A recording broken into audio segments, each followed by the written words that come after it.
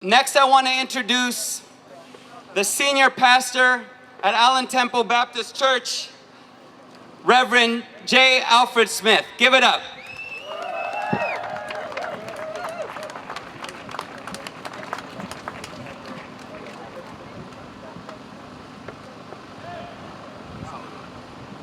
You want to posture? You want to just go like that?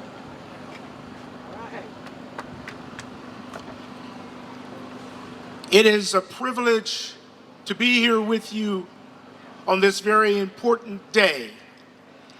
And I have been deeply moved and challenged by all of the speakers who have presented. And I want you to know that they have said many of the things that I wanted to share. And so for me to go any further would be to be redundant. And indeed, I am speaking, I'm preaching to the choir. I'm preaching to the choir. The other day I was talking with my friends, Brother DeAndre and Brother Scott.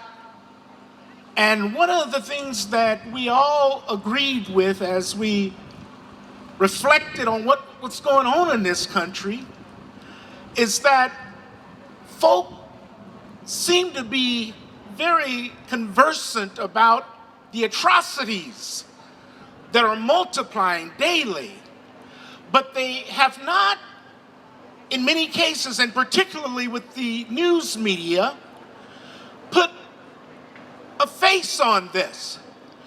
There's been an elephant in the room, and nobody wants to name the elephant. Well, today, that elephant has been named several times. But in case any of us are slow in seeing the picture, the face of the elephant in the room, all we have to do is connect the many dots that have been identified which describe this elephant.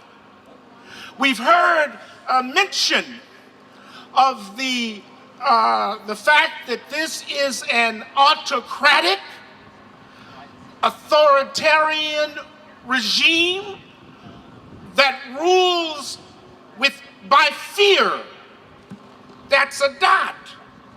We have identified that this is a racist, white supremacist regime that promotes state-sponsored persecution, discrimination, and violence against people of color, particularly black lives, brown people, our native people. It has perpetrated this against immigrants, against Muslims, against LGBTQI sisters and brothers, against women. That just about includes all of us. Against the poor, against those who are vulnerable. This regime has assaulted science, has raped the environment. This regime is turning over sectors of government that are supposed to be led by civilians and turn them over to military generals. These are all dots.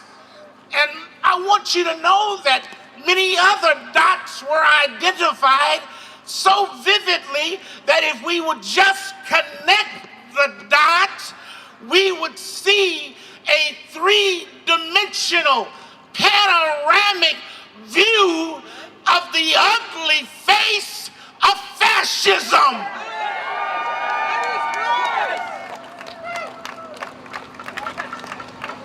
asked me, he said, well, Jay, are you going to use the F word?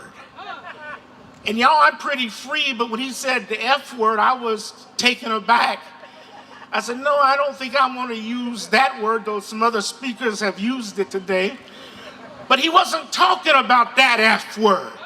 He was talking about the F word called fascism. And my sisters and brothers, we're going to have to confront fascism. We're going to have to fight fascism. We're going to have to refuse fascism. We're going to have to resist fascism.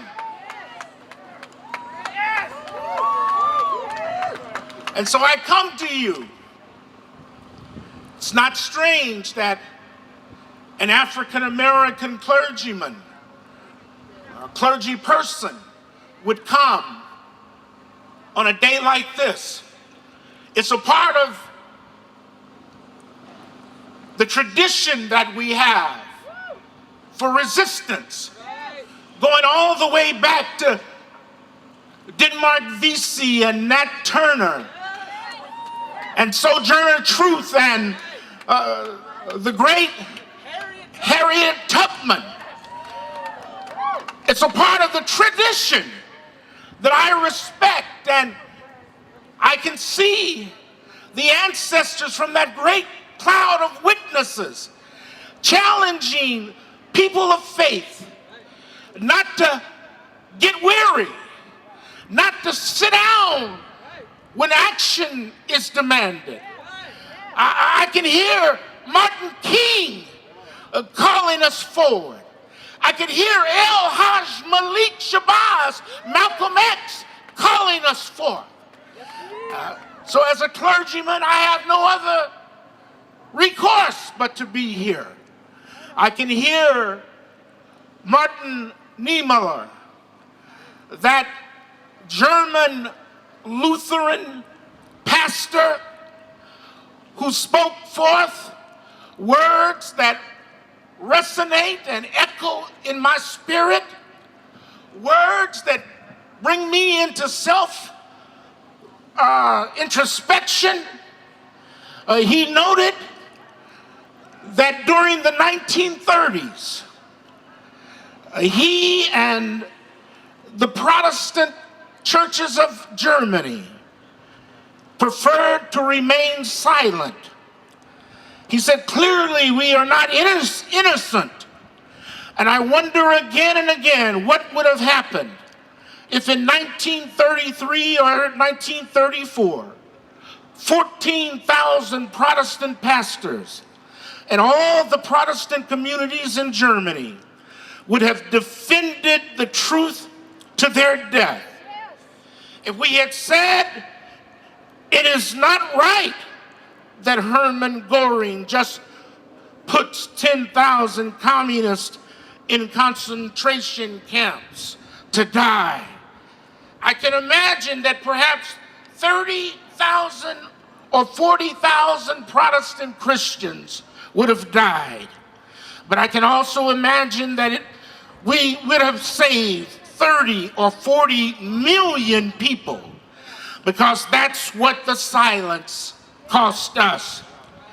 Martin King has said that the ultimate measure of a person is not where one stands in moments of comfort and convenience, but where one stands at times of challenge and controversy. So I want to close by saying we can't afford to stand on the sidelines. Don't fall asleep. Stay woke. Don't acquiesce to evil. Resist. Resist white supremacy. Resist the outright. Resist Trump Pence. Resist fascism. Resist the fascist assault on truth as it creates a culture of lies and so-called alternative facts. Resist fascism as it attacks science and rapes the environment. resist sexism, resist oppression and demonization of our LGBTQI community, resist oppression and mistreatment against our Latino sisters and brothers and our Muslim sisters and brothers and all immigrants who live in the shadows. Resist until the demonic triplets of militarism, racism, and poverty have been eradicated. Resist, I tell you, resist until justice rolls down like rivers and righteousness like a mighty stream. Resist until that prophetic vision of justice is fulfilled, where every valley shall be exalted and every mountain made low and the crooked places made straight and the rough places smooth. Resist, resist even beyond Trump and Pence. Resist until the day comes when nation will not rise up against nation, nor study war no more. Resist. Don't be silent. Don't be still. Resist, resist,